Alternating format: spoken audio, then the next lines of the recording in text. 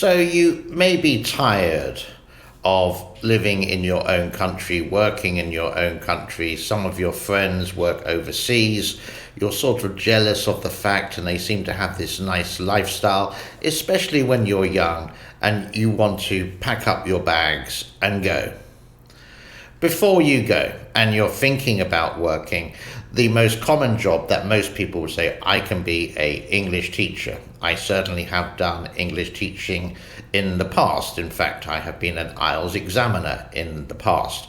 Now I'm retired. Asia has been very good to me. I have been living in Asia near enough from the end of 1993 right up to the present day. Well, this video is recorded. If you have a university degree, like a bachelor in any field, you can start teaching, basically, in Asia.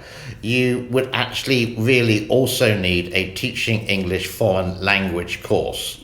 And to get the maximum course, maybe of like 190 hours. And then you get this certificate, which means you can near enough teach in any international or any school which is hiring.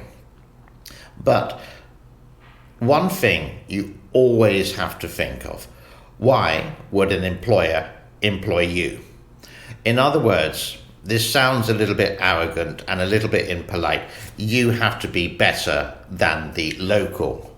And this is what happened in Asia for a long time in the 80s and the 90s. And the 90s for me, for Asia, was a fantastic period. They really loved the foreigners, but you had to be better than the local. My job at the time was being a DJ, and I did work for some DJ international companies who sent me near enough around the world. One was called Juliana's, and the other one was a Singaporean-based company called Innova. And with that, you always sort of came into a nightclub in a 5-star hotel. They did have other DJs. You had to be the best one there. Otherwise, what's the point of employing you? The same with kind of teaching. People want you there because of you, your language, your first language is English. And that automatically makes you better, in most cases, not all, than the local teachers.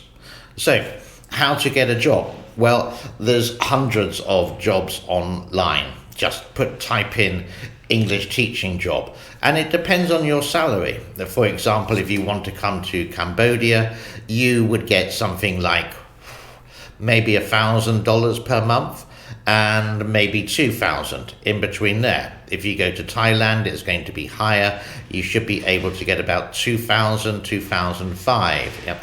China is actually the big key market if you want to go into it, because you can get from 3,000 up to 4,000 per month. These are all before tax, and you would have to pay local tax. The school should arrange absolutely near enough everything for you. You would have to sort out a health check, first of all, in your own country. You would have to pay for your tickets. They may reimburse you. You possibly would work 5 days a week. You would work maybe 4 or 5 hours of teaching, and the other would be actually marking homework and office duties there. And occasionally you would be asked to work weekends, etc.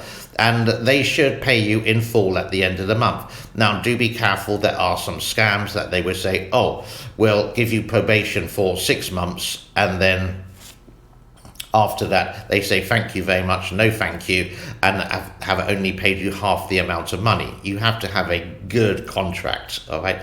There are a lot of scams, and you have to be aware.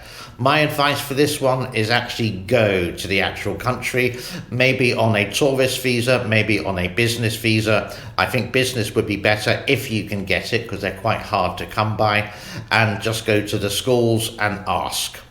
Or again, online. I can't recommend any good website for you to find them, and you just have to play it by ear. But be careful.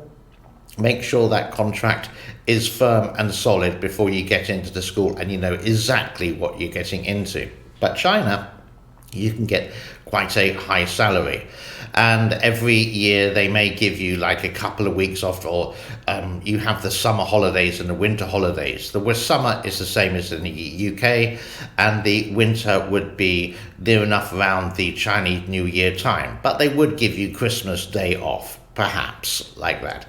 You do have to respect the country while you're there. You're not going to talk about Mao Zedong. You're not going to talk about the Communist Party. You're not going to say Taiwan is a country. You're going to say Taiwan is a province. You just have to keep your mouth shut.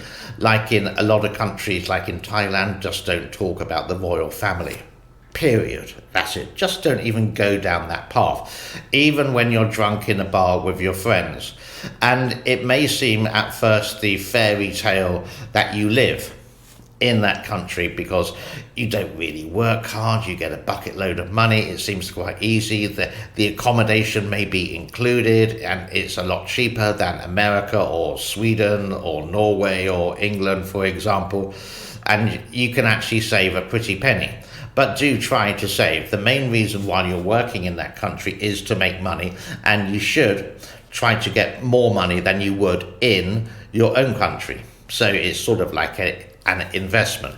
And the more you do, and the more that you're a good citizen, etc., you'll get recommended, etc., you're a good teacher, you're patient, you're kind, you can travel to many destinations in China or Thailand. But again, China's going to pay the highest price at the moment, and Thailand is going to be, and here Cambodia is going to be the lowest for a teaching job. But it's a great way to travel, it's a great way to meet local people, it's a great way to enjoy a different lifestyle, especially when you're young. Maybe you'll do it for 4 or 5 years and then get it out of your system, go back to the UK, maybe with a little bit of cash, whatever you want. Yeah, the choices are yours. Don't fall in love automatically. Yeah, there is still the reputation that the foreigners have a bucket load of money, and you will get some girls who come up to you and say, can you look after me, can you sponsor me, I need your help, etc., etc. Don't fall into that trap. There are people who do want genuine love, and regardless if it's whatever your race, religion, creed, etc., etc. I think that's quite long. So when you do work in, let's say, Southeast Asia, for example, don't think of it as a holiday. It's just the same for everyone else. This is your job, this is your work, and you have to respect that because it's paying you a salary. Don't take it lightly. With that, there's not only teaching, there are hundreds of jobs available depending on your skill set.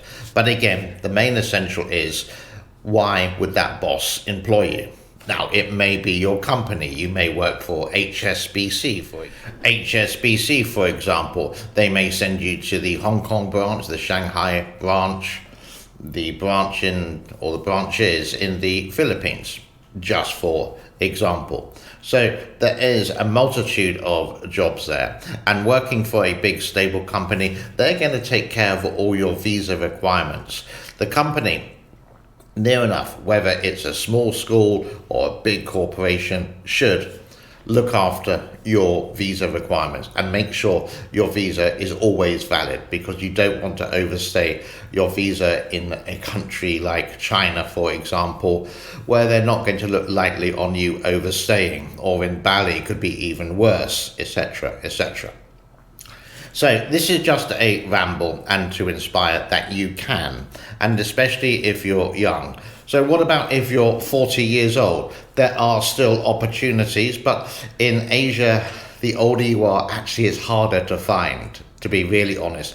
And it's usually going to be with some kind of entertainment or education, unless you're a world-renowned scientist. And talking of scientists, China is recruiting scientists or geniuses in the financial world, trying to get on track and trying to beat America with the economy, etc.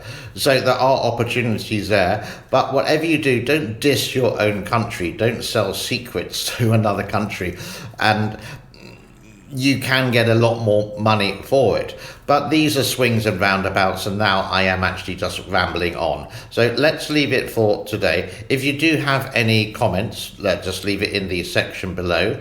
And if you do want to travel to Asia, to live in Asia, just go here first. This is just a repeat, just go to the country first, just on a normal kind of holiday, but you can do a little bit research. You're not working, you're not upsetting the visa if you want to, again, possibly if you could get the business visa, so you are looking for work, so you shouldn't just be on holiday, but that's sort of like a grey area with the visa situation anyhow. And then perhaps if you're happy, etc., then you can do the move over there and sign a contract for a year. I hope you found this useful and inspiring, especially for the younger generation. And again, I'm very happy living in Southeast Asia. It's March the 1st today, and it's a glorious day. It's sweltering hot. Example, hey Siri, what's the temperature? It's about 35 degrees outside. March the 1st, it's 35 degrees outside. This actually is summertime in Southeast Asia now. God bless to everyone. Thank you very much for your time. Bye-bye.